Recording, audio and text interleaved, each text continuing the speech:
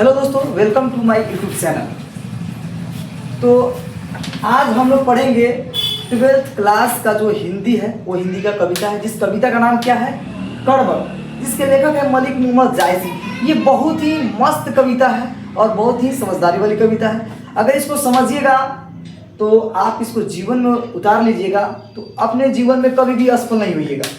ये ऐसी कविता है। तो आइए हम जानते हैं मलिक मोहम्मद जायसी के बारे में। कड़बड़ का 2 भाग है, जिसमें से हम कड़बड़ का पहला भाग पढ़ा रहे हैं। तो मलिक मोहम्मद जायसी के बारे में हम लोग जानेंगे।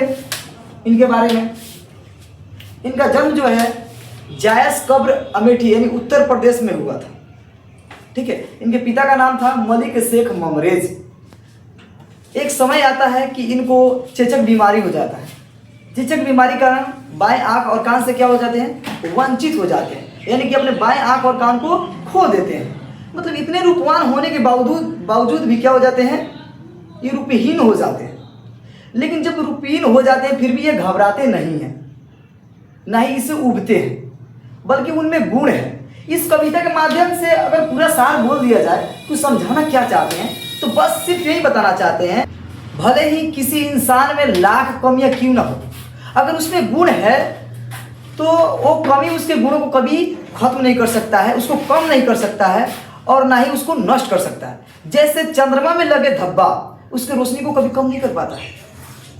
आप सोचिएगा कि भले चंद्रमा में क्या है, धब्बा है, वो काला धब्बा है, लेकिन उसका रोशनी कभी कम हो पाता है उस धब्बा की वजह से? नहीं हो पाता है।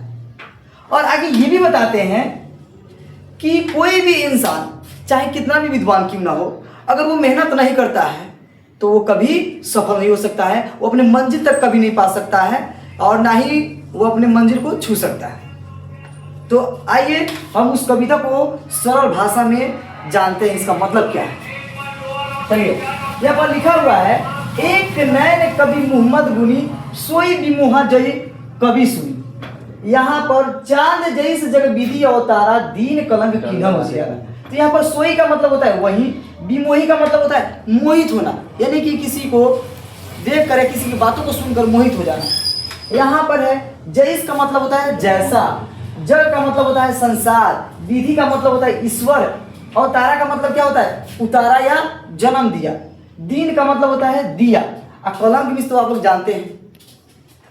तो इसका मतलब ये होगा कि एक नैन कवि मोहम्मद गुनी, कवि मोहम्मद गुनी जो है, कवि मलिक मोहम्मद जायसी जो है, एक नैन के हैं, लेकिन वो क्या है, गुणवान है। और उनमें इतना गुण है, इतना गुण है कि उनकी कविता को जो भी कोई सुनता है ना, उनके काव्य को जो भी कोई सुनता है वो मोहित हो जाता है। उनकी बातों में मतलब कि इतना गुण होता है कि उनके क्या है, काव्य सुनकर मोहित हो जाता है, विभोर हो जाता है। यहाँ पर लिखा, चांद जैसे जग विधि अवतारा दीन कलंक कीन्हा होशियारा।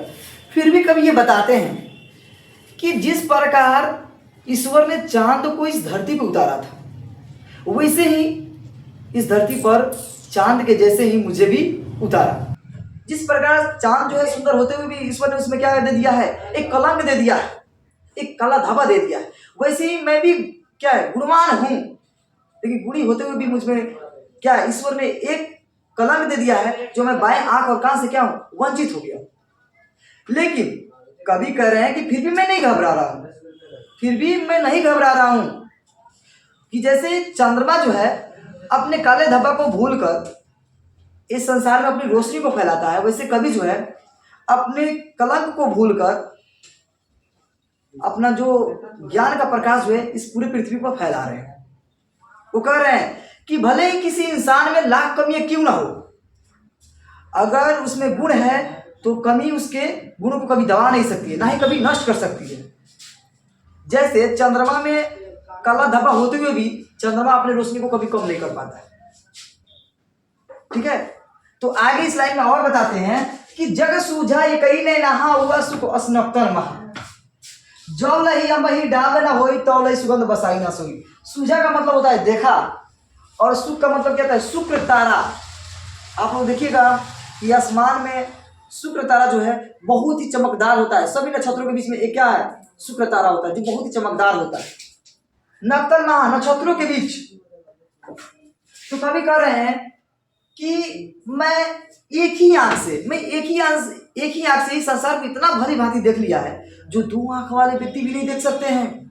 मैंने इस संसार को इतनी भली भांति इतने अच्छे तरीके से समझ लिया है जो दो आंख वाले व्यक्ति भी नहीं समझ सकते हैं। और मेरी पहचान, मेरी काबिलियत, मेरी पहचान इस संसार में उस तरह है, इस संसार में लोगों के बीच में इस तरह है जैसे बहुत सारे नक्षत्रों के बीच में एक शुक्र तारा जो होता है बहुत चमकदार होता है, वैसे ही मैं इन सभी मगर संसार के लोगों में मैं क्या हूँ, हाईलाइट हूँ, मैं चमकदार हूँ, मैं सबसे मेरा क्या है, अलग पहचान है। फिर आगे बोलते हैं कि जौ लही अंबही डाब न होई तौ लही सुगंध बसाई न सोई। कवि कह रहे हैं कि जब तक आम में डाब नहीं होता है, उसमें नुकीलापन मंजरी नहीं निकलता है, तब तक उसमें सुगंध नहीं आता है। ऐसे में आम को फलों का राजा भी कहा जाता है, लेकिन फलों के राजा होने के पीछे आप देख लीजिए उसका दुख दर्द क्या है। तो कवि यहाँ पर बताना चाहते हैं कि जब तक कोई दुख दर्द और पीड़ा को नहीं सहता है ना, तब तक उसमें क्या है, कोई निखार नहीं आ सकता। जैसे कोई पत्थर जो है छेनी का मार नहीं सहता है, तब तक वो पूजा नहीं जाता है, तब तक वो ईश्वर नहीं बन सकता है, ये बताना चाहते हैं इसमें। और देखिए अगले लाइन में बोल रहे हैं कि कीन समुद्र पानी जो खरा तो अति भव्य असुजा पारा, जो सुमेरु त्रिशूल विनाशा भार कंचन गिरी लागे आकाश। तो पहले पंक्ति में ये बोलते हैं कि कीन समुद्र पानी जो खरा तो अति भव्य असुजा पारा। कवि कह रहे हैं कि देखिए समुद्र में एक कमी है कि उसका पानी क्या है, खरा है, लेकिन उसमें एक गुण है, उसमें ये गुण है कि मगर इतना गहरा है, समुद्र इतना गहरा है कि उसके गहराई को कोई अभी तक पता नहीं लगा पाया है, समझे। तो भले ही किसी इंसान में कमी क्यों ना हो, अगर गुण हो तो क्या है, वो महान है, वो महान है, और उसकी महानता को वो कमी कभी ढक नहीं सकता है। तो कह रहे हैं उसी तरह कि समुद्र भी क्या है, समुद्र में भी एक कमी है, केवल मुझ में कमी नहीं है बल्कि समुद्र में भी कमी है, जिसके कारण क्या है, उसका पानी खरा है। लेकिन कमी होते हुए भी क्या है, उसमें गुण है कि उसके गहराई को अभी तक कोई पता नहीं लगा पाया। आगे बोलते हैं कि जो सुमेरु त्रिशूल विनाशा भाग अंजन गिरी लागे कासा। सुमेरु पर्वत के बारे में आप लोगों को बता दें कि सुमेरु पर्वत को स्वर्ग का सीढ़ी भी कहा जाता है। आप सुमेरु पर्वत को देखिएगा तो ऐसे लगता है कि आप उस पर्वत के माध्यम से स्वर्ग में जा सकते हैं, ऐसे लगता है, यानी आकाश और पर्वत दोनों मिला हुआ प्रतीत होता है, समझे। और ऐसा माना जाता है कि वैदिक काल में ऐसा माना जाता है कि ये इंद्र का वास स्थान है, यहाँ पर इंद्र रहते हैं। तो पहले, इसके पहले सुमेरु पर्वत को भगवान शिव जो है वो त्रिशूल से नष्ट किए थे, उस पर आघात किए थे, उस पर चोट किए थे, तब जाकर वो सुमेरु पर्वत सोने का बनकर आकाश तक पहुंचा। तभी तो आज उसको स्वर्ग का सीढ़ी कहा जाता है। अगर भगवान शिव उसको नष्ट नहीं किए होते, अगर वो चोट नहीं सहता, तब तक वो सोने के जैसा होकर आज स्वर्ग का सीढ़ी नहीं कहलाता, समझे। तो आगे आइए, यहाँ पर लिखा हुआ है कि जौ लही धरी कला के न पारा कांच हुई नहीं कंचन करा। कवि कह रहे हैं कि जब तक सोना को घरिया में गलाया नहीं जाता है, जब तक सोना को घरिया में गलाया नहीं जाता है, जब तक उसको आग में तपाया नहीं जाता है, तब तक वो कच्ची धातु का कोई आभूषण नहीं बनता है। मतलब जब तक वो गलता नहीं है, तपता नहीं है, तब तक उसका कोई मूल्य नहीं है। अरे कच्ची धातु मतलब कच्ची सोना का कोई मोल है जितना आभूषण का मोल है? नहीं। अगर वही कच्ची धातु का, अगर कच्ची सोना का अगर कोई आभूषण बना दिया जाए तो सबसे ज्यादा कीमती हो जाता है, समझे। तो कवि कह रहे हैं कि जब तक उस कच्ची धातु सोना को घरिया में तपाया नहीं जाता, आग में वो तपता नहीं है, तब तक उसका कोई मूल्य नहीं होता है और ना ही कोई आभूषण बन पाता है। आगे चलिए, उसी तरह ये बताना चाहते हैं कि जब तक कोई इंसान कठिन परिश्रम नहीं करता है, संघर्ष की अग्नि में तपता नहीं है, ज्यादा संघर्ष नहीं करता है, बुरी परिस्थितियों से लड़ता नहीं है, तब तक वह महान नहीं बनता है, तब तक वो सफल नहीं हो सकता है। यहाँ पर लिखे हुए एक नैन जस दर्पण होते ही निर्मल भावु, सब रूपवंत गही मुख जो वही कही चाहू। यानी कवि कह रहे हैं एक नैन जस दर्पण औते ही निर्मल भावु, सब रूपवंत गही मुख जो वही कही चाहू। कवि कह रहे हैं कि मैं एक नैन का हूं, मैं एक नैन का हूं, लेकिन मेरा आंख जो है वो क्या है, मैं एक ही नैन का हूं, लेकिन मेरा हृदय जो है वो दर्पण की तरह है। मेरे हृदय में, जैसे दर्पण में क्या होता है कि आदमी जैसा होता है वैसे ही क्या है, उसका रूप दिखाई देता है, उसका चेहरा दिखाई देता है। अगर काला होगा तो काला दिखाई देगा, अगर गोरा होगा तो गोरा दिखाई देगा। समझे? वैसे कवि कह रहे कि मेरा जो हृदय जो है वो दर्पण की तरह है, वो स्वच्छ और निर्मल है, यानी कि उसमें कोई छल कपट नहीं है।